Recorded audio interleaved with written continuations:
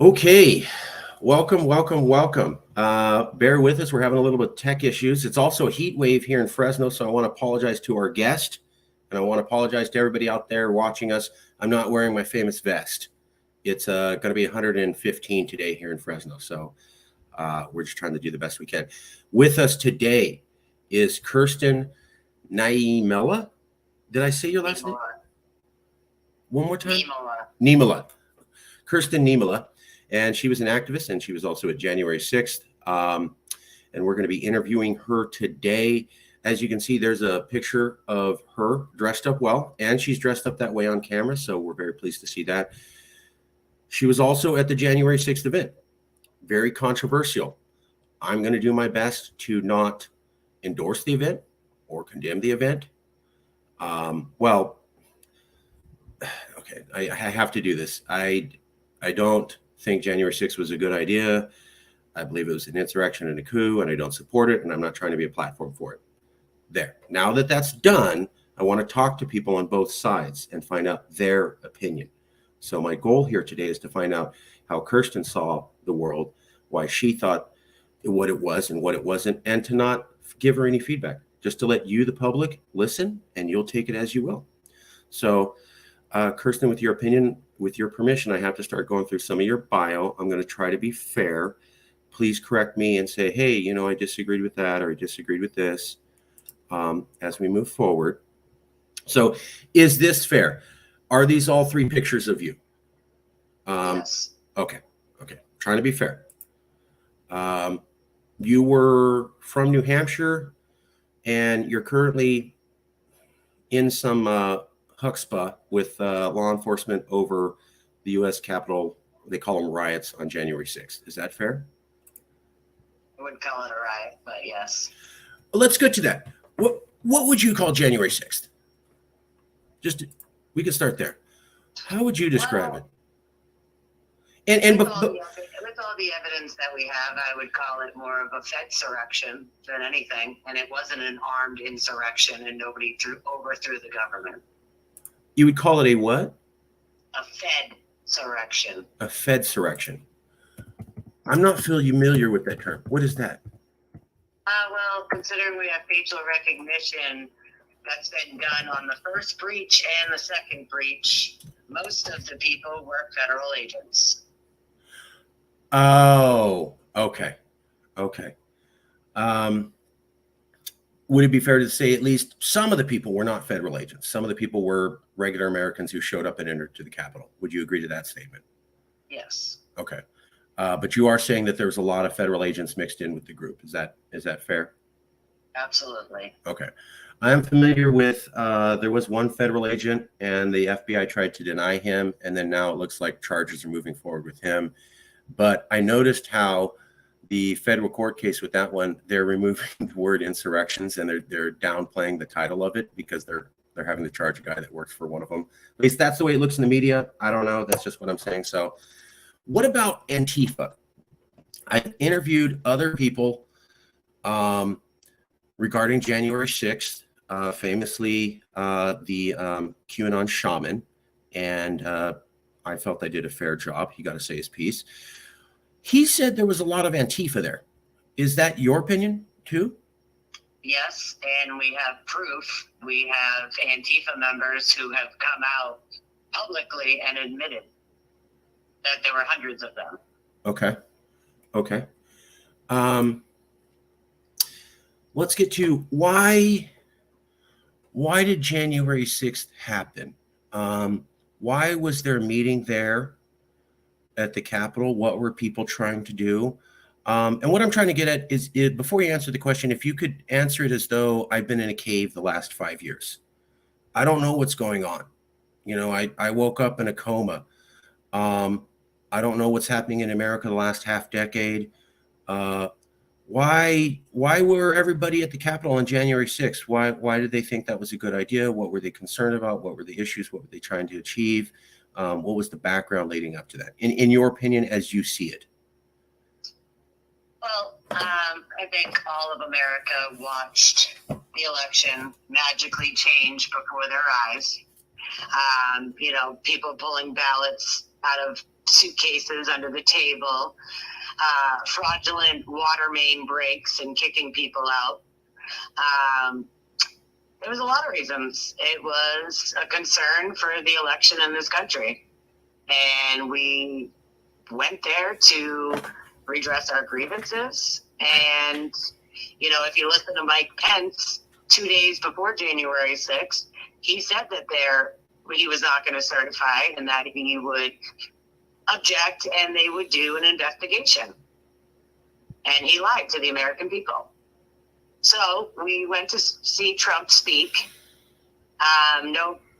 Maybe other people had intentions of going to the Capitol now that we have proof that there were several permits pulled to be on the lawn of the Capitol.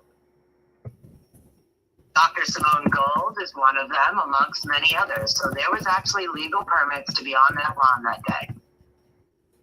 And what I feel happened is, yes, you have some bad actors. You have Antifa, you have federal agents that caused damage, that broke through police lines. But what the media didn't show you was the at least over 1.5 million people that attended that day. Women, children, elderly people. You know, the Trump supporters were not just the first to start beating up cops and destroying things. It was actually very peaceful. People were singing and praying until the police started firing upon the crowd. You're saying the law enforcement agents there protecting the Capitol were firing live ammunition into the crowd? They were flash grenade, concussion grenades. Oh, okay. They, they blew a couple people's cheeks out. I mean, they hit people directly. They caused 2 heart attacks. Roseanne Boylan died from being trampled and then smashed over the head 1 million times with a baton. I did, yeah. So had the police not used such excessive force, which they didn't do for any of the actual riots and burning and rioting and looting in this country, because they weren't allowed to. You know, you've had 2 successful lawsuits recently with protesters that have won because apparently the police used excessive force, but nobody evaluates how the police used excessive force on January 6th. Let me ask you for a little bit more detail. What protesters are you talking about, and what movement was that related to that you're referring to? So I'd have to look up the other one, but I know one of them was Denver, Colorado. Okay. The police or whatever, they, the protesters won a multi-million-dollar suit saying that the police used excessive force on them. Okay. Which, you know, the media told you it was mostly peaceful while buildings are burning in the background. You're referring to the year George where there was Floyd riots, right, the Black Lives Matter, and then there was 22 cities on fire. You know, think about it. The left was allowed to take over Seattle. Come on, get out of here. That's never happened in America, and it was allowed to happen because if you're on the left, your charges also got dropped for January 6th. So it is a 2-tier justice system, and it depends on which political side you are on. Just like the Trump inauguration and the Brett Kavanaugh, the storming of the Capitol, and all the destruction they caused. They either had their charges dismissed or they paid a $50 fine. Now compare that to January 6th. So I think what you're saying is, and correct me if I'm not stating this correctly, because I'm here to understand. You feel the election was not done correctly, rigged, gerrymandered, something. You went to the Capitol as an American citizen to say, hey, me and all these other people are upset. You know, we don't feel this is a free and fair election. America's built on free and fair elections. Most of the group, which was huge, never actually entered the Capitol building. Only a small percentage did. Of the small percentage that did, it was mostly FBI agents and some Antifa, although there was a few actual activists who entered into the building. And you were genuinely concerned about the election and the fate of democracy. And then when you started to be dealing with the repercussions of that action from law enforcement, particularly Federal Bureau of Investigation, which there are many fine agents. I know that there are some that aren't, but many fine agents there. And then you feel, it's kind of not fair. It's kind of not fair. BLM got to have all these riots and burn down these cities, and then they got off. And we are decent Americans. We went up for January 6th to protest what we thought was the loss of an election. And now they're throwing the book at us. And that's kind of like you guys are purposely targeting us in a way you didn't target the other guys. Is that a fair summary, or am I saying something fundamentally wrong that you disagree with? Well, the only thing I'd correct you on is we're not Please. a democracy. Okay. We're a constitutional republic. Okay. I'm not taking the bait. That's fine. There's nothing with you. I'm not taking. That's a classic debate. We're for a democracy. A republic is a form of democracy. I'm not going to do it. We're not going to do existential debates today. Although maybe if you caught me another day, we could do that.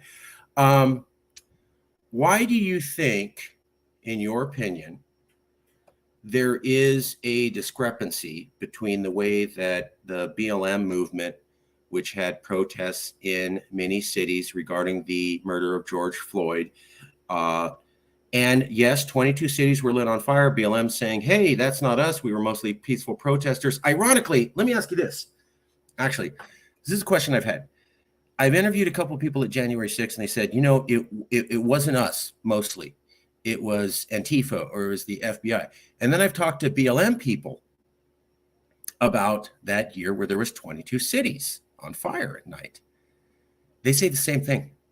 It wasn't us. It was right-wing conspiracy people who pretended to be us. It was the police who pretended to be us. I've noticed that for both the year that BLM protested George Floyd and 22 cities were on fire, and when I talked to January 6 people, both sides, although you're on complete opposite ends of the spectrum, it ends with, that wasn't really our people. No, that was others infiltrating, making us look bad. Have you ever heard that before?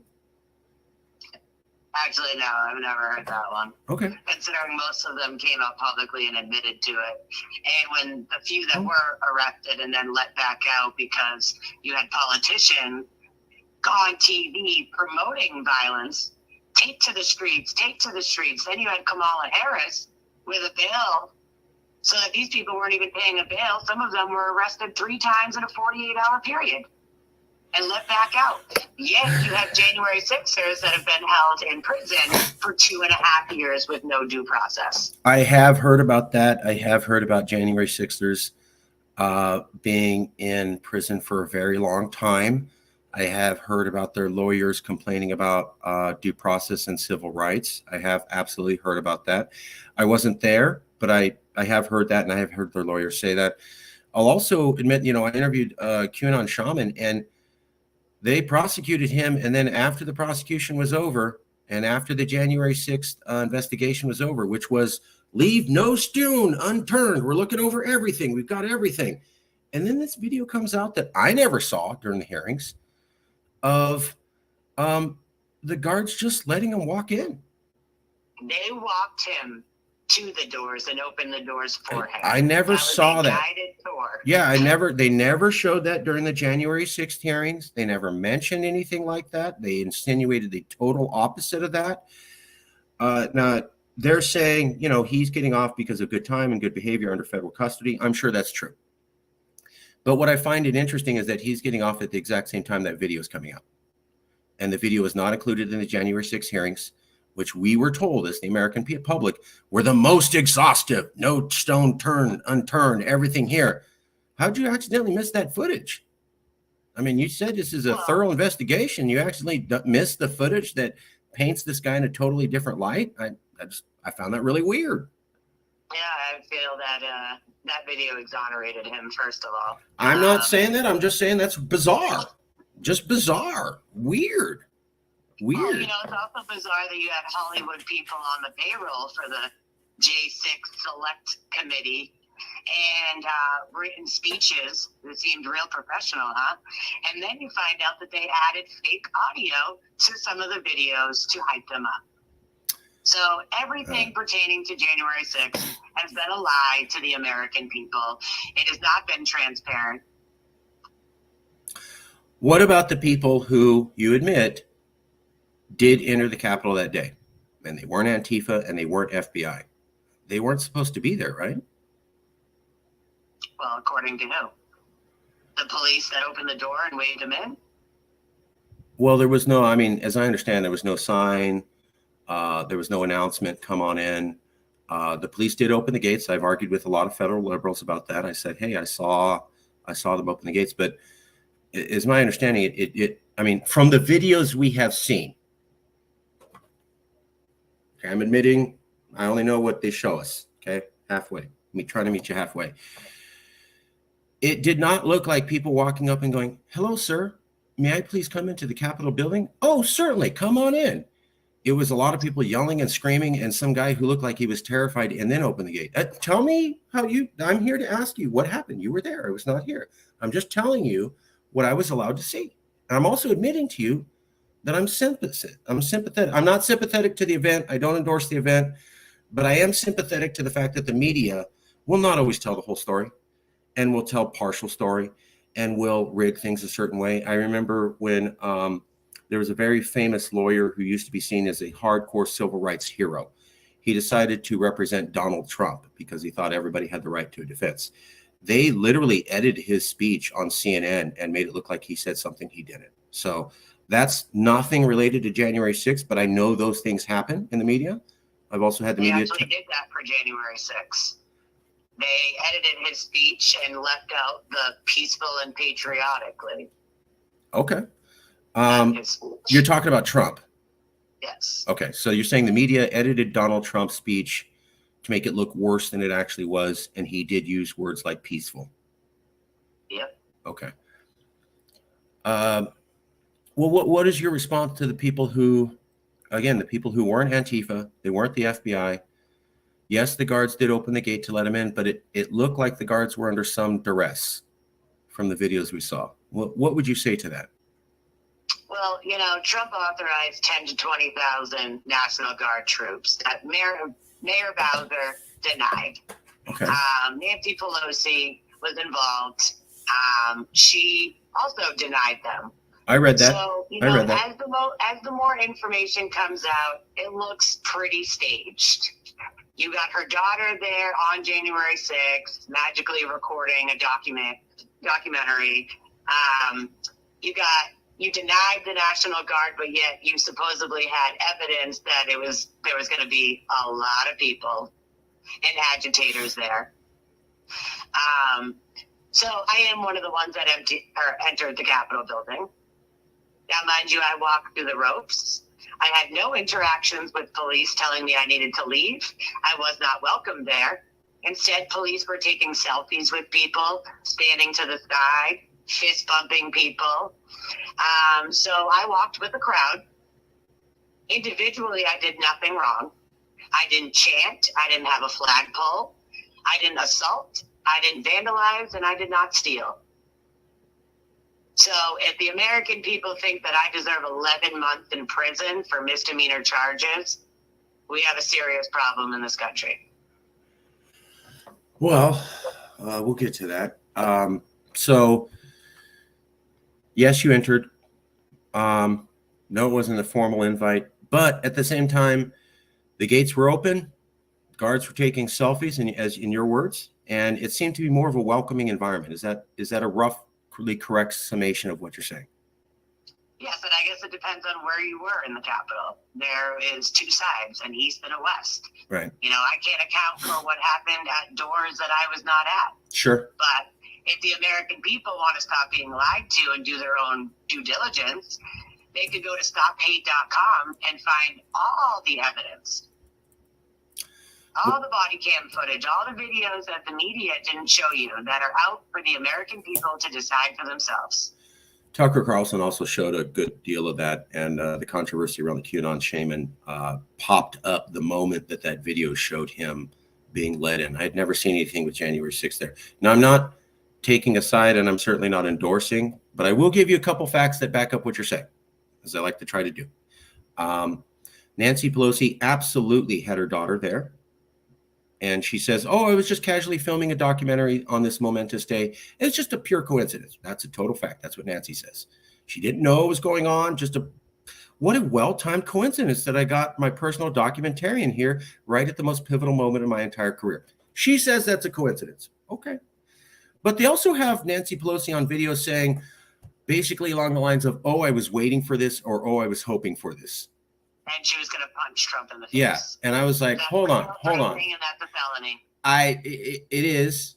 And it's certainly not something that elected officials to say, even under those circumstances, because elected officials, when they suggest violence in any capacity, send out cues to the mass public that it is okay to commit violence. I condemn any and all elected official toying around with violent language in any capacity. It's wrong, bad.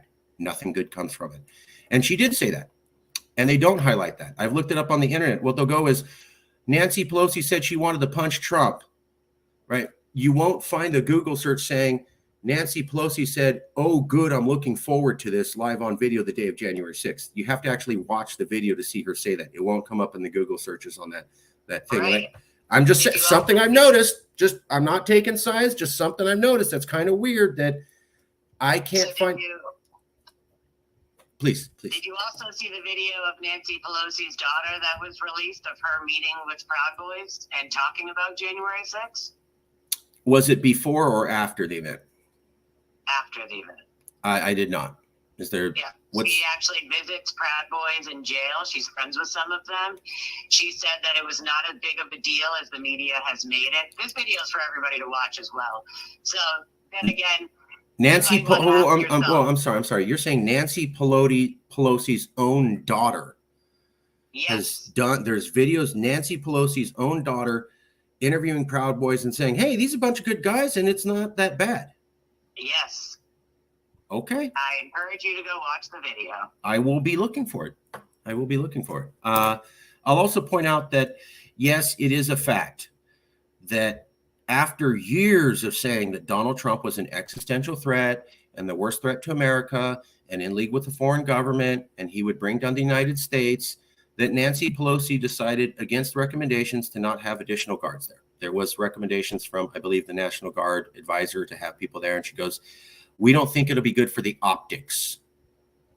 We don't think it'll be good for the optics. It won't be good for your entrapment scheme. Well, I'm not taking a side. I'm just trying to point out facts, and they could align or not align, but it is kind of weird to say for 4 years, Donald Trump is the worst possible threat to America. Oh my God, the sky's falling. And then the last day he has power, somebody goes, hey, do you want to make sure there's some extra security guards? And you go, nah, I'm sure it'll be fine. We don't want bad optics. You had bad optics for 4 years. You also said the guy's an existential threat. And then on the last day he has in power, you decided to turn down any additional guards. It just doesn't add up. That's not an endorsement or saying Nancy did X or did Y. I have no evidence of that. I'm just saying, as far as human beings operate, if you spent 4 years saying X is basically Adolf Hitler and the boogeyman combined, he's going to bring us all down, and you can't trust him and he's crazy. And the last day this guy has in power, you go, let's drop our guard and assume everything will be fine. That's not typically how humans think or operate. So I just found that behavior bizarre. And they were recommended to have guards. They were turned down. There was some Army colonel who took responsibility and said, oh, it's all my fault. Yeah, right. You have to fall on your sword. No politician's going to take blame for this. And Nancy's video was weird. I also remember the January 6th hearings, and they said, no stone unturned. And then, you didn't see the QAnon shaman's video until after. I also remember they included a tweet that was doctored by a Democrat in the January 6th hearings. And people pointed that out. And then they go, oh, well, okay, we'll get rid of that. And I just thought, right there, if this was a court case, the whole thing would have been thrown out. Yep. Now, hold on. I believe January 6th was a coup and an insurrection. But I am giving you points that back up what you're saying. If this was a court case and one of the pieces of evidence was doctored and then put into evidence, and you continue to have the trial. There's no court where they go, oh, let's keep the case going. No, they throw it out and start all over again. And then when you also look at the fact that she kicked out all the Republicans who had different points of view. They weren't even allowed to be on the January 6th committee. So right off the bat, I'm just saying, as somebody who's coming from the opposite spectrum on you, I see some of the facts that you're talking about. That's why I get along with conservatives. I'll actually admit, basically, I get along with conservatives because I have this phrase, yeah, I'm a liberal, but I got two working eyeballs. So I see facts and I won't do what other liberals do. And I get into a lot of trash from other liberals. I'll admit them. I go, that's, go, oh, bro, that helps their side. Whose side are you on? The truths. I'm on the side of truth. That's why. That was improper for that trial. Not having the Republicans on there so they could say their piece was improper. Doctoring evidence was improper. You should have had more guards there. 44,000 hours is a Brady violation. That is also not how trials work. Say that again? The fact that they're withholding 44,000 hours of video, nobody should have gone to trial without all of the evidence against them. That seems fair. That seems fair under American democracy, going back to the beginning. I could see that. What do you think we may have already covered it, but before I get to some questions, what do you think are the top 2 or 3 things that the liberal media is misleading the public about January 6th? You may have already given the answers before, but if you hadn't, and if you're speaking to somebody fresh and you're in the elevator and you only had a minute or two, what would you tell them are the top 2 or 3 things that are the biggest or most egregious lies or misrepresentations that the national media is making about January 6th? Well, I think one of the major issues is to have any trust in any type of government. They shouldn't be allowed to lie under oath like they have been. Christopher Wray, even some of the Capitol Police officers that have lied under oath. So, no one's going to trust their government when they can't even be honest about what happened or how many agents that they had.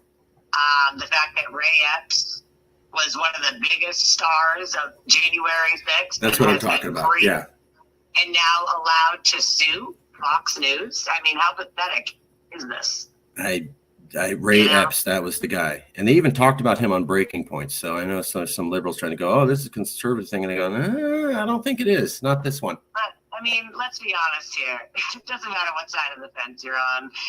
The Hunter Biden laptop, should have been released. It's been hid from the public before the election for a reason.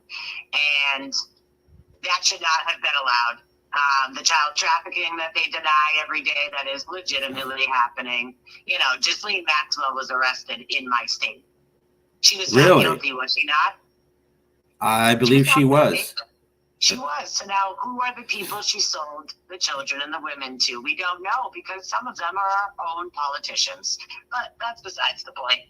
I will admit they sealed the list. So when they prosecuted Ghislaine, they sealed the list of all the people who went to the island for whatever reason. What's funny is that that's a fact. I got sentenced harsher by my judge because I wore a T-shirt in an interview that I did that said, "End the silence, save the children." He told me I need to be punished harsher for spreading false conspiracies about children being trafficked. Say that again? My judge, in my sentencing, said that I needed to be punished harsher because I was out of touch with reality and I was spreading false conspiracies that children are being trafficked. And that's on the transcripts. The judge suggested that children aren't being trafficked in America? Yes. Okay. You don't have to agree. I certainly thought the Pizzagate thing and the fact that there's some giant cabal of child traffickers is ridiculous. That's my opinion. You don't have to agree. However, the concept that there's no child trafficking in America is also ridiculous. Of course, there's child trafficking. You can just pull up the FBI statistics on the internet at any second.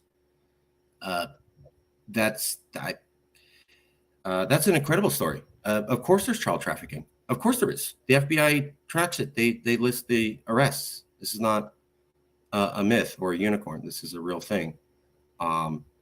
Maybe we can argue about the extent of it and who's involved, but the idea that there's nothing going on. Wow. Okay.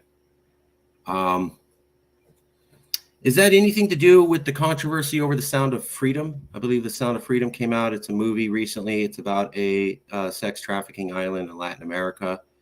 And there seems to be a lot of pushback from the liberal media saying this is an alt-right conspiracy movie, when it's mostly, from what I understand, based upon a true story of an actual Department of Homeland Security officer who went down there. Or have you heard about that controversy? It is a true story. Okay. So you have heard of some of the controversy with that. Okay. Oh, I have. I watched it the day it came out. And it's amazing that the left will promote cuties and, little kids twerking and, changing their genders at 5 years old and all this craziness. But, you want to discredit a movie. It's kind of funny how that works. So let's get back to, I'm in an elevator. You haven't met me. You got 2 minutes to tell me top 2 or 3 things media is intentionally trying to mislead the American people about regarding January 6th. Well, I would say the election in general. Okay. How many people were there. Okay. And the amount of federal agents involved. Okay. Okay. I'll give you that there does seem to be at least one federal agent. You named him, Ray or Rory, whatever. That's been covered. I'm not saying he is, but there's a lot of weird evidence. And it's not just alt-right conspiracy shows mentioning that. It's been covered a lot. So not a good look. I mean, the FBI should have nobody in the January 6th event, period. Anybody doesn't look good. I'm not saying I know that's what happened, but etc. Also, I can totally verify people absolutely, because I live in liberal California, and I'm a liberal. I know a lot of liberals. People absolutely have it wrong about the number of people at the event. So I've gotten into arguments with many liberals. They're like, everybody there stormed the Capitol. And I'm like, because I have a little bit of background in urban planning. I go, the building can't handle that many people. Like literally, you can't shove all the people in the picture inside the building without having them crammed shoulder to shoulder and then stacked on top of each other. And there's no photos like that. There's no photos of people stacked shoulder to shoulder, crammed in every single room and hallway. That's what you'd have to do to even get near the number of people like that. So like, I mean, I met so many people from different countries that literally flew to America just to attend. Why would people who are not Americans care? Well, it's where they want to come, or there's a lot of countries speaking out. We are the laughingstock of the world, first of all. And there are plenty of other countries that have an issue with our election. And I think it just goes all across the board. It doesn't matter what country you live in. You're supposed to have a free and fair election, period. And we, the people, are the ones that govern. We forget that. I've just never heard of people traveling to another country that they're not citizens of to make sure that the democracy is working there. This is the first time ever. That's interesting. I haven't heard about foreigners traveling there. Okay. Before I get to some of the other questions, let me ask you, if you could pretend that I'm been in a cave for 5 years, just woke up from a coma, 7 years. I don't know what's going on. I remember Obama, and then I kind of blank out. How did we get here as a country? How did we become so polarized? How did we get to where, how did we get to where one group of people says, something like going to the Capitol to protest the election's reasonable? How do we get to there? How do we get to, because I got to tell you, I was shocked when Joe Biden gave his speech and he seemed to say 78 million Americans were enemies of the state. And I thought, every time in history that a leader's gotten up and said, hey, a good chunk of our population are all enemies, it's always ended bad. And I talked to other liberals about that speech and I go, do you understand how bad this is? And they go, well, and do you understand how terrifying that is for a leader to go, And I don't support NAGA. I don't like Trump. I don't support January 6th. But I was saying, look, do you understand how devastating it is to have a leader go on TV and say close to 100 million Americans, approaching a third of the population, are all bad guys? Just think about that. You're going to have a project for national unity and you're going to say stuff like that? It doesn't work. And then when I talk to fellow liberals about it, they go, well, he should have gone more hardcore. And I'm saying, okay, I guess this country wants to be polarized because that's how we get here. How did we get here, in your opinion? If you were to travel back 5 to 7 years and you were explaining to somebody who's been in a cave, they're not left, they're not right, they don't even know enough to pick a side. They just see January 6th and they go, what? How would you tell them in the most fair and unbiased manner you could, how the hell did we get here as a country? Well, I will tell you that 8 years of Obama did not help this country. And he started a lot of the race issues that we have. And it's just progressed. And it's actually gotten far worse since COVID, since the scamdemic, where they manipulated this entire country, took away your freedoms, took away your rights, mandated you, and divided this country by race, by religion. I mean, if you're Christian, I mean, look at what they're going through. I mean, they took God out of schools. Most kids don't even know the Pledge of Allegiance, and instead they decided that it was important to teach them about sex and transgender and asexual and pansexual, and having elementary kids parade with rainbow flags during school. COVID did a lot. Obama did a lot. And now Joe Biden has finished it off and has destroyed this country. They have lied. They have hidden information. We can't even figure out who brought cocaine into the White House. Isn't that funny? If Trump was in that White House, that would not have been let go. So the most secure building in the country, you don't know, and you're going to stop the investigation? I saw that. Wow, that's funny. I saw that. That's very bizarre. I will give you that. That's really that's bizarre. There's coke in the White House. Everybody, watch out! Watch out! We're not talking about it anymore. Yep. What? Everybody. The problem is that schools don't teach you the Constitution. They don't teach you cursive, and they are literally trying to destroy what this country was founded on. Well, let me. And before you know it, it'll be legal to have sex with children. So mark my words. Okay. Let me come back with 2 traditional liberal tropes I've heard, and I'd like to get your response. Pledge allegiance wasn't in schools until the 50s. It wasn't part of the standard school curriculum for most of American history. It was a response to communism. So to say that goes all the way back to the beginning is not technically true. That's standard history. God out of schools. We've had the separation of church and state for a long time. Yes, they used to allow prayer in school, but the idea that that's relatively new is also not true. They started weeding that out in the 1960s. So pledge wasn't always there, and God in schools wasn't always there. How can we say that they're quintessential parts of America then? How can we what? How can we say they're quintessential parts of America? These are inherently, this is who we are. Actually, we didn't use it the entire time we were Americans. We used it for part of it. Well, I wasn't born in the 50s. Fair enough. Okay.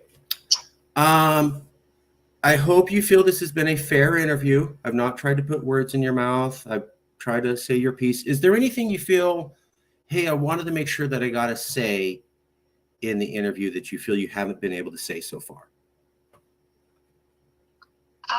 A major piece? I would just say that people need to do their own research, and they need to not just listen to the corrupt media that clearly leans left and does not report fairly. Just like if you Google my name, it'll tell you I'm a proud boy and I broke a window. Oh, none of which happened, but it's okay that it defamed my character and lies about me on the internet. So I would tell people, do your due diligence. Fair enough. This is you, though, right? This is fair to say. this picture?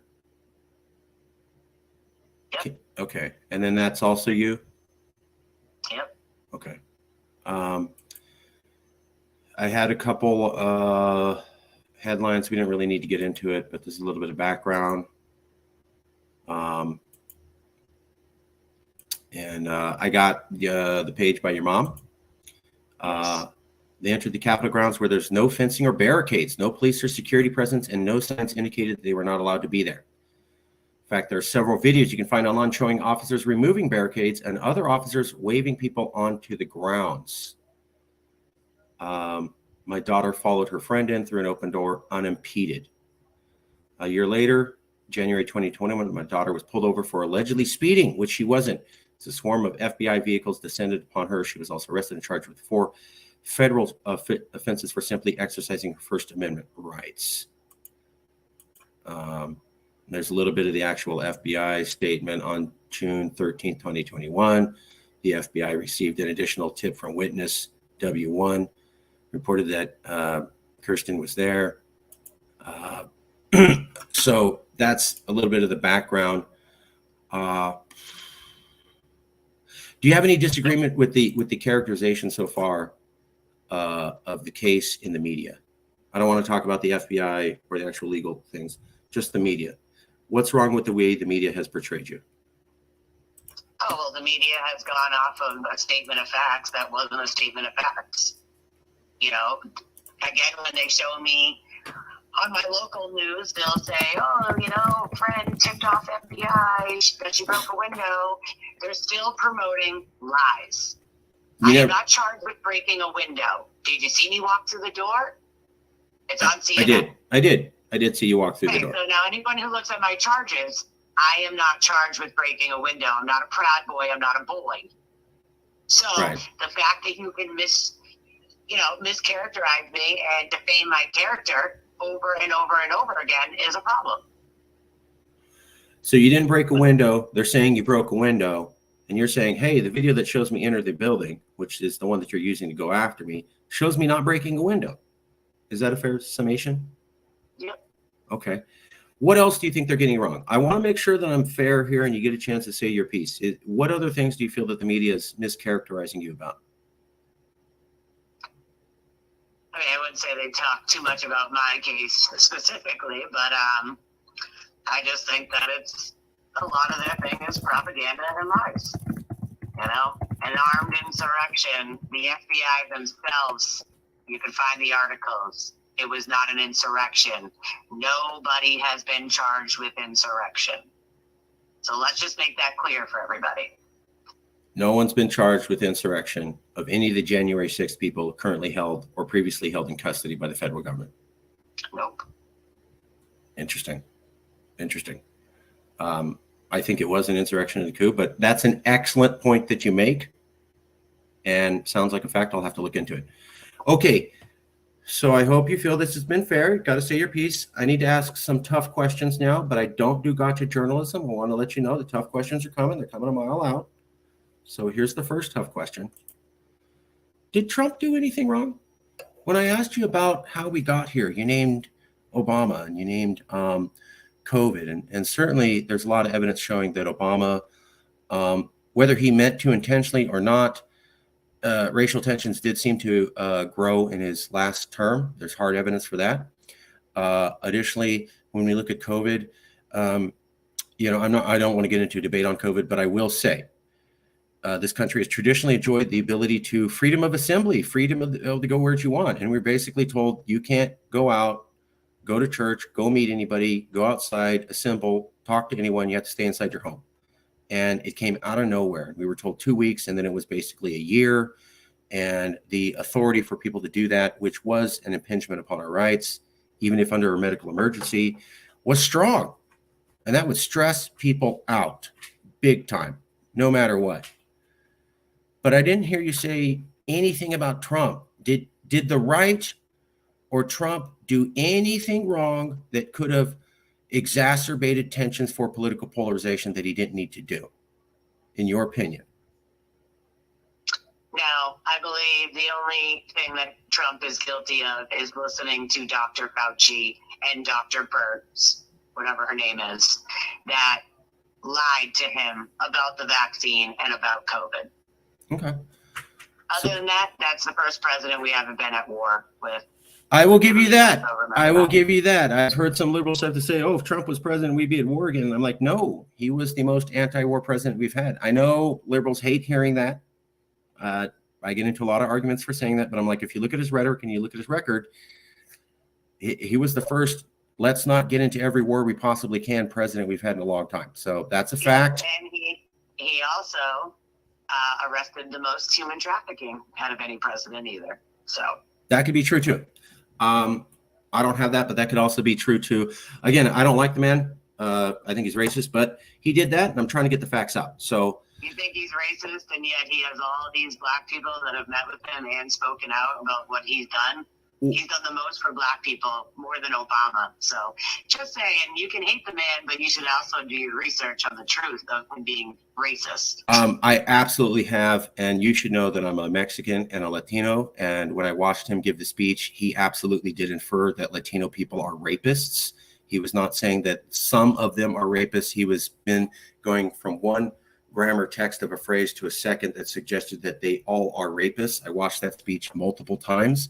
I broke it apart. He absolutely did say that when he backs it up with eating taco salad the second day and then doing building the wall and kids in cages, which I understand was invented underneath Obama, but he celebrated both of that. When you put the package together, it's very clear to Latino people who he was and what he was about.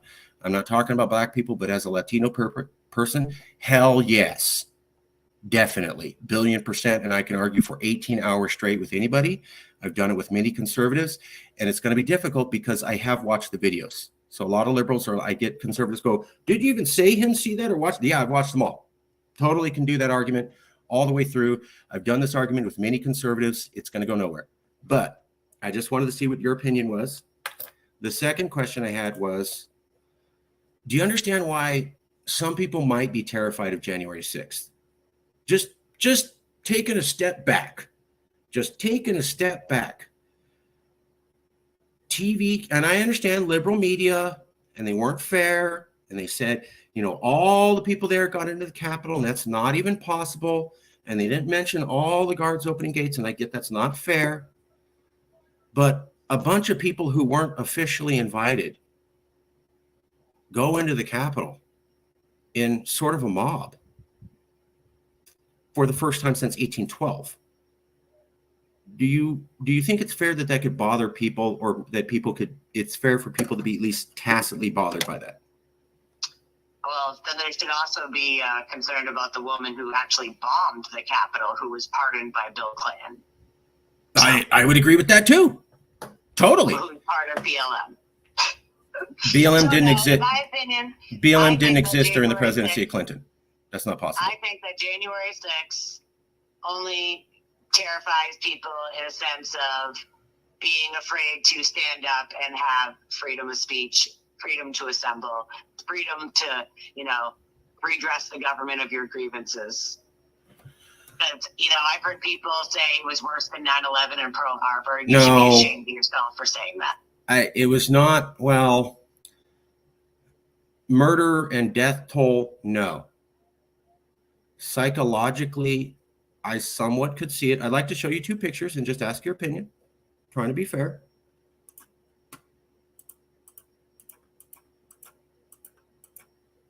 But people, a slap in the face to democracy, something you'd expect to see in a third world nation, shocked, horrified, sad for the country. The military had to send out a message to the troops to calm them down because they were worried about the entire United States military being affected. And this was not a publicity stunt. This came out after they had to react. Polls, 70% of Americans disapproved of Trump's actions leading up to this event. 70% of respondents, including 2/3 of Republicans and Trump voters described the participants as criminals or fools. 70%, including 2/3 of Republicans and Trump voters on January 7th to 8th, said that. Now, later they walked it back, but at one point this is just hard evidence of people in America are shocked and terrified. That's the only reason I'm showing this to you. And then this is my favorite now, those speech. Americans also watched fraudulent media coverage. Okay. You've admitted it in some of this too. Yeah, absolutely. They have doctored videos. So, yeah, these polls were taken back then. We should retake those polls and see how they feel now. Well, the Republicans have walked back their condemnation of January 6th, but the liberals haven't walked back at all. And you could certainly go polarized media is the explanation for that. But this guy's walking in the Capitol with the Confederate flag. That terrifies people. And what people see is a enemy army who fought and killed Americans now being celebrated in their capital. And it reminds them a lot of this event, 1812, where the British came in and burned the Capitol to the ground. You don't have to agree with that, but I'd like you to understand that some people see it this way, and that scares the hell out of them. Can you understand how some people could say people going into the Capitol in a chaotic motion at all, in a large number at all? That's a fact. Happened since 1812. The Confederate flag? You don't have to agree, but there's over 100 million Americans who view that as a symbol of white supremacy and racism. What would you say to those people? Yeah, I know a couple of people stormed the Capitol. You've never seen anything like that since 1812. Yeah, I know the Confederate flag's in the Capitol. Most people are terrified of that symbol, but it's cool. How would you explain that to them? Well, I'd like to say that I've met people on both sides of the aisle that still wave that flag, and some that feel how you just described. And again, it depends on which textbooks you read, which side of history you're reading, because it seems to be very different for the left and the right. I have family. I don't carry a Confederate flag, and that's not really a topic that I care to get into. I don't think that white supremacy is the largest threat in America at all. Sure. But the question was, do you see how some liberals could be scared seeing a Confederate flag in the Capitol after a bunch of people came on in a somewhat chaotic manner? Can you see that at all? Sure. What would you say to those people? Those going, hey, I'm a liberal and I'm scared. And I understand I'm just seeing media and it's from one perspective, but it is a fact the guy came in with the Confederate flag. It is a fact that there's like at least 100, 150 million people who are terrified of that. It is a fact we haven't seen anything close to something resembling this since 1812. And it is also a fact that we haven't seen something close to a mob or a group or a bunch of Americans who are passionate in an organized manner going into the Capitol since 1812. Those are all facts. What would you say to a liberal who goes, look, just on those facts, that scares me? What would you tell them as to why they don't need to be scared? Well, I don't know. There are certain people that choose to feel differently about that flag. And I mean, I'd be more concerned about people taking away your children and taking away your freedoms and your rights than a flag. I'd be more concerned where the media tells me that we're all a bunch of white supremacist MAGA threat to society. When you break down the statistics, there's more killings black on black. It's a fact. So again, the lies and the misleading and making everything into a white supremacy issue, I have a problem with. Fair enough. I don't think there's that many white supremacists. And if anything, they're probably in California. Clever. We do have more Trump fans and white supremacists than many other states. They are a fraction of the population, and they mostly exist because they know society's moved on beyond them, and there's no hope. I laugh in the face when I talk to white supremacists in California or conservatives who think there's going to be a red wave. Your chance was in the 80s. Bro, it's over. That was 30 decades ago. So never going to happen. And, people get resentful because they realize, it was their society once, like in the 60s, 70s, majority white, and they're just losing every year. It's the shrinking. I'm in Fresno. All the white people here know and act like minorities. So and Fresno is a bellwether for the rest of California. So, yeah, there's a lot of resentment, and that causes a lot of people to be racist and full of hate in their heart. I've met some of them. Certainly, what was it? American History X, a famous movie on white supremacists based out of San Diego. We also had a Iraqi woman who was murdered, and they wrote on her face, "Go back to your country." We've had a lot of people come here to specifically attack our Jewish people.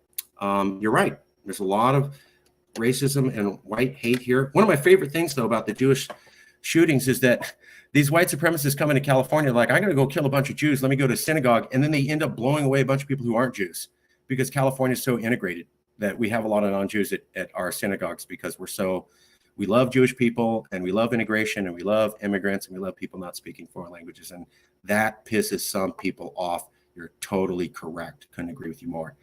Well, let's also point out the fact that as a white woman, there are plenty of places I could not walk down the street. So, in California? Chicago. I mean, there's plenty of places where I can only talk about California. Down there at night when you're white. So you can't just say it's white supremacy. There's certainly some tough neighborhoods. But as far as what... Racism on both sides. Oh, there is racism on both sides. But I'm in the Valley. It's pretty conservative. And I lived in the 90s. I've met the racists. I've interviewed some of them. It's about resentment to the fact that they're no longer the majority part of the population. And they feel like they're losing and being pushed out and replaced. And my attitude is, well, California was a diverse place since the 1500s before there even was an America. So we're just returning to our natural roots. And Americans love talking about how, oh, we have this history, we have this history, we have this history, and that's who we are. California's history is 2.5 times longer. So if being white and Christian is what America's about, being diverse and not majority Christian and not majority white is what California's about. And if history matters, ours matters 2.5 times more. But I don't really want to get into that debate. Fabulous job over there, let me tell you. For people who are scared about bigotry and racism, we are. There was a survey that came out recently by Pew and the Public Policy Institute of California, and it said that overwhelmingly Californians feel that they have no faith in America handling diversity, and 2/3 of them have faith in how California handles diversity. When you consider the fact that 2/3 or 60-70% of our population is not Anglo, that is what most of the people care about. Democracy is supposed to be responsive to what the voters want, and they are getting what they want. However, I will give you, taxes and regulation are wildly out of whack here. I used to be a Republican. Oh, the fact that you can riot or that you can loot. And that's okay. I don't support that either. That is totally bad and wrong, and you're totally right. People, that's an absolute fact. People can steal up to $900 here, and we have a lot of people who are just going in stores, stealing, and it's totally discouraging to the middle class. And it was a horrible, stupid decision by the California legislature. Totally dumb. And traditionally, the California people who get elected aren't that good at managing a budget, and they don't recognize the impacts they put on businesses with regulations and taxes. I do believe that Governor Brown did. He doesn't get credit for that, but Governor Brown was a fiscal conservative, so we can have that.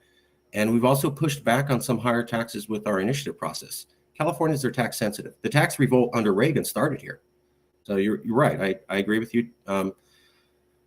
Taxes, regulations are too high.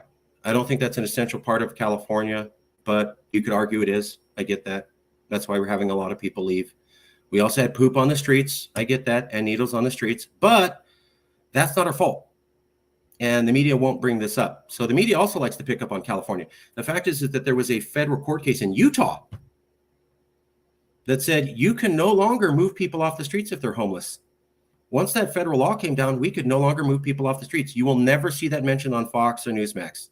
My stepdad famously watches tons of Newsmax. They will never mention that when they talk about California homeless. We are prevented by being part of the federal government from actually doing something to that. You'll never see that. You'll just see it's our fault, just like immigration's all our fault when we don't actually allow anyone across the border. So a lot of misrepresentation in California. That's why I understood that sometimes the media can misrepresent things.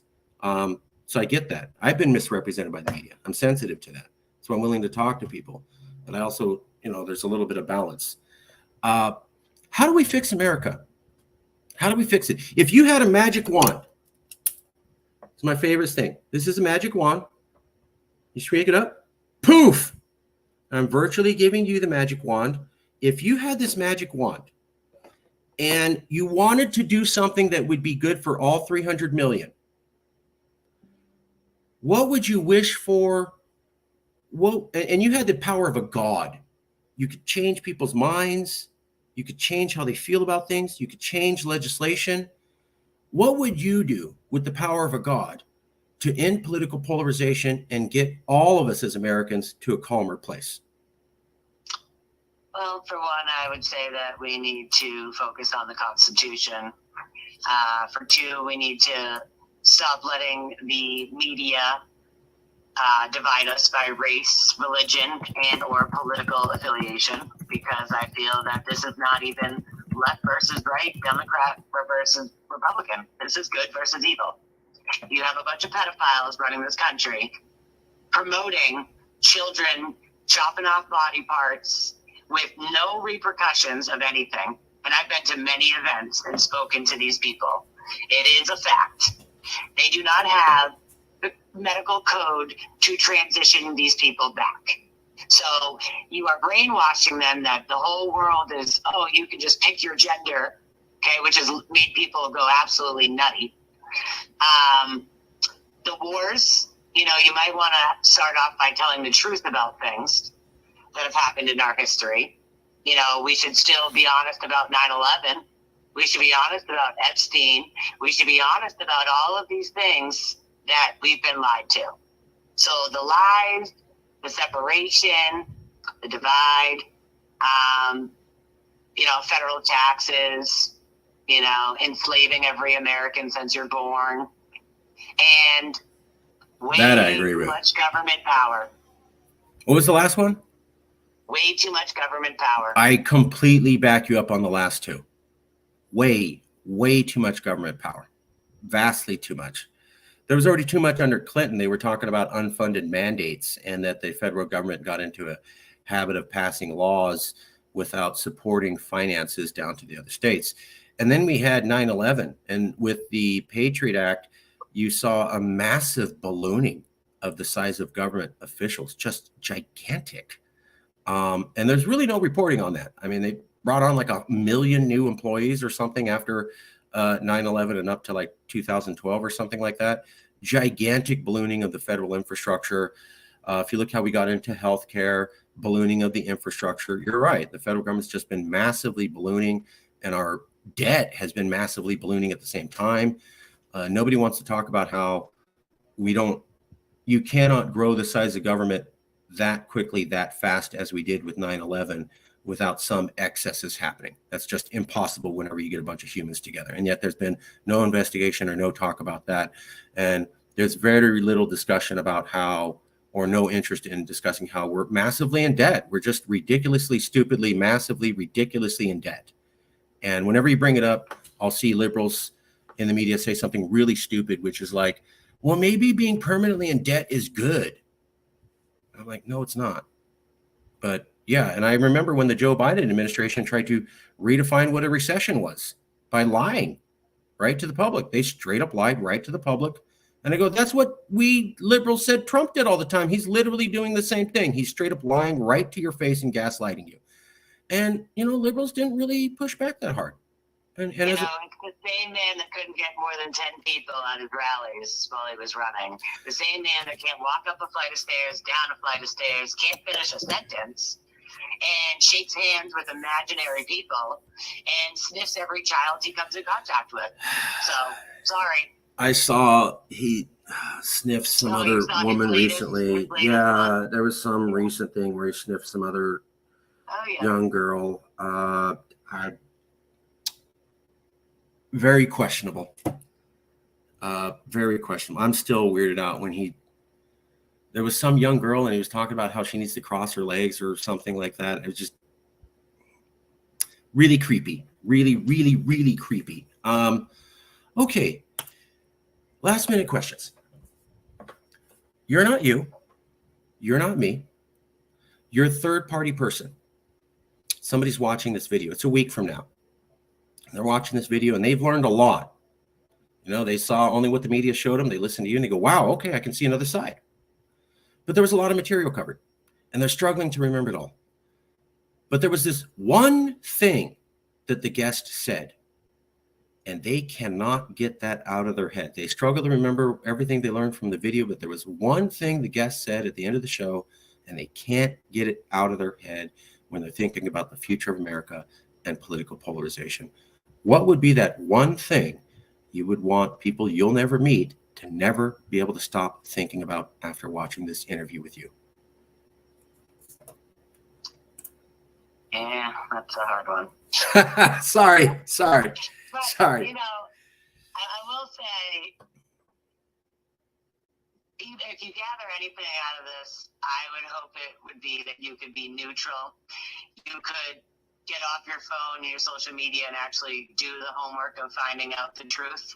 And just remember that I am a gay conservative. Right. And, you know, I was told Trump hates you. You're not supposed to be a conservative because you're gay. But let me tell you how crazy the left is, that the gay community told me I should be ashamed of myself for being gay.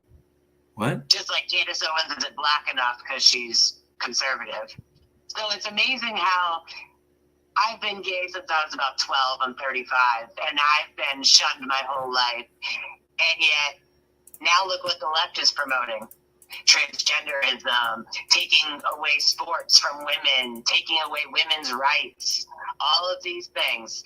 I think that's probably one of the most scary things that we are facing in this country. You have transgenders posing as the other sex, raping girls in school. This is happening all over this country.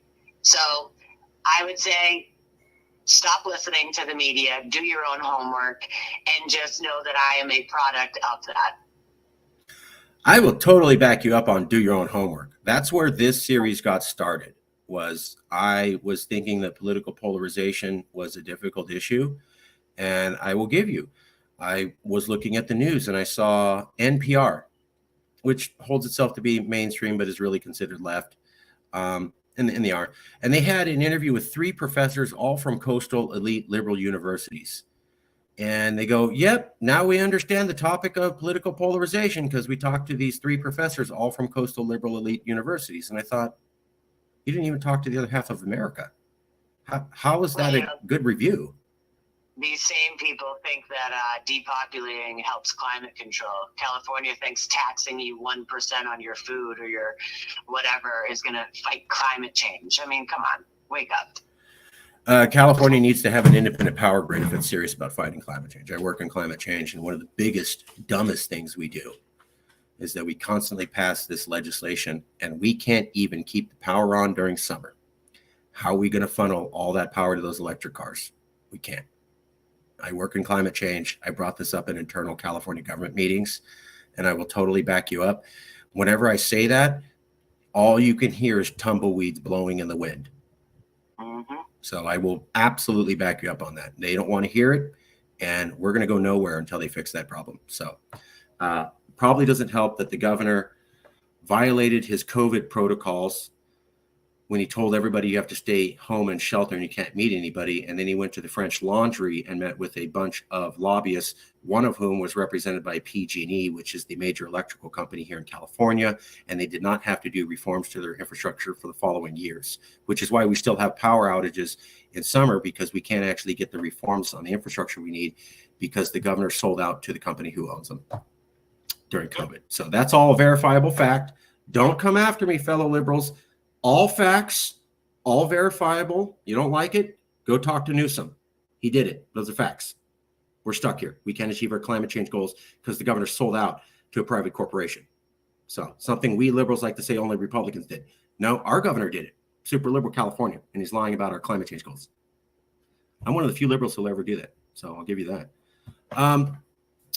I hope you found this was a fair conversation. I understand I asked some tough questions. I hope you felt you got to say your piece, and that I didn't put words in your mouth.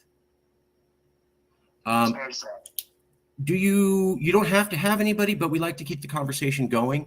Do you know anybody who might be willing to be part of an honest conversation? They could be an academic or an activist. They could be on the left. They could be on the right, anybody. But we just try to keep it going with just people like this, just straight vantage point. How do you see it and what it is? You don't have to name anybody, but if you think about it and they're open to an honest conversation, we would love to talk to them like in this format here. All right. Sounds good. Okay, I'll leave it there. Thank you, Kirstyn, for coming out. I really appreciate you participating. I really appreciate you taking tough questions. And I really appreciate you taking the time to sit here and have a conversation with me, even when it got controversial. I think that part of the reason that we have political polarization is that we as Americans can't do what you and I just did.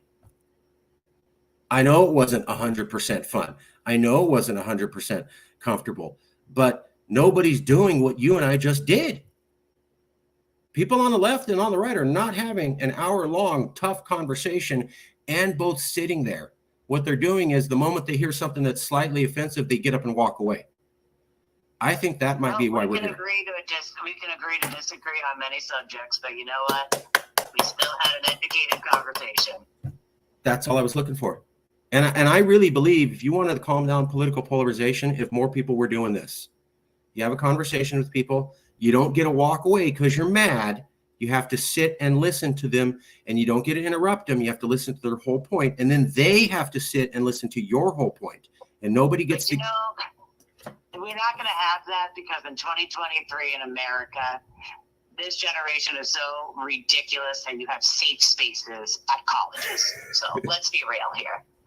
I try to create a safe space here for people. No, safe. You're not a big fan of safe spaces. No, I'm not. I think that Americans have become, excuse my language, quite pussies. You're what. I'm not endorsing the political side, but your personality is totally Central Valley LGBTQIA. Our LGBTQIA are very much like you. They're like, yeah, I'm gay. What's for lunch? What are we doing? What's the issue? I have a name. You could call me by my name. You know, they're not as much like the coastal Californians. We're all Californians, but there's this one candidate I work for John Drake, and he's gay, but he's like, yeah, why are we talking about it? That's none of the issues that are important. I'm not running because I'm John Gay. I'm running because I'm John and I care about California. Can we focus on that? Well, it's an issue when your governor wants to give people reparations for being transgender. That should never happen. So I get some people were brought to California as slaves. Very, very, very, very few. We never had official slavery. Some people came from the West in large congregations, and they would not tell their one or two slaves that slavery was illegal, and that's wrong and bad. And for those tiny, tiny, tiny amount of people, yes. But anything else, no. Other than the indigenous. We're really going to do, and that's the thing I had with the reparations. I'm like, well, I guess we have to do it for the white Irish too, then. They should on the East Coast. No, we should just get over it because they're about slavery right now. We're not paying for what our grandparents and our great-grandparents did, period. And nor should you get money every month for being transgender. Sorry. I don't think you should, yeah. Person, all I want to do is live my life. Yeah. I don't need special treatment. I don't need money. I don't need nothing. You just live your life. You know, straight people don't have a flag. Straight people don't have parades. And straight people would surely be arrested if they did half of what gay people do. So... please come. You are invited to Fresno, and I will get you a cup of coffee at the Tower District. That is our LGBTQIA friendly district, and they're a lot like you. They're just that kind of, not politically, but that just mentality of how they view their identity. It's just like, you know, I'm Kirstyn. Can we focus on that? I heard you're a carpenter or a construction worker. You'd be more like, you know, you don't have to see me as a gay person. Yeah, I'm gay. Can we get forward? Now I want to build this house. What are you doing to help me build the house, right? That's what I'm focused on. I'm not ashamed of my identity, but it's not my primary thing. Like for me, I am Mexican, but it's not my primary identity. I don't walk around going, look, I'm Mexican. I'm Mark. And then if you get to know me and bring it up, I get that. And I salute you. I salute you on that. So I'll leave it there. Is there anything you felt you didn't get to say? I would hate to end the interview and you saying, oh, Marcus didn't let me say this, or he cut me off when I said that. Is there anything you felt you weren't able to express or say or get out, or you felt that I cut you off halfway through? I want to make sure that there's no possible chance for you to walk away with that feeling and that you felt that you were able to say your piece. Nope. I just want to let everybody know that the sentencing that I have received is completely unfair and unjust in this country. And I will leave it at that. You can follow her there. There's her name. All you got to do is type it in on Google, and it's the place you can also go and you can find out. Here's some of the articles I found. This is the FBI document But to be fair, here's also the support for J6 Freedom Fighter by Kirstyn Niemela. So, and if you go on there are 2 very, very long articles, so you can find out anything you'd like to know about my case. Yeah. So just to be fair, here's the FBI thing. It's case 122CR0025 APM, and support for J6 Freedom Fighter by Kirstyn Niemela. I believe that's your mother. Yes. I wouldn't have made it with this far without my mom. So I respect your mom. That's some serious momming up right there. Respect. I cartoon it a little bit, but mad respect. That is a mama bear trying to help her cub. And I can feel that from here. So much respect to your mother. And thank you for being here. And I will email you a copy of this video in a little bit. If you can think of anybody else who's willing to be part of an honest conversation. I understand that might be difficult given the nature of activism, etc. But we'll leave it there. And I hope that you would tell people that it may not be totally 100% comfortable, but that I will at least be fair. I always strive to be fair. Okay. Thank you very much. And I'll email you very shortly. All right. Thank you. Thank you. God bless America.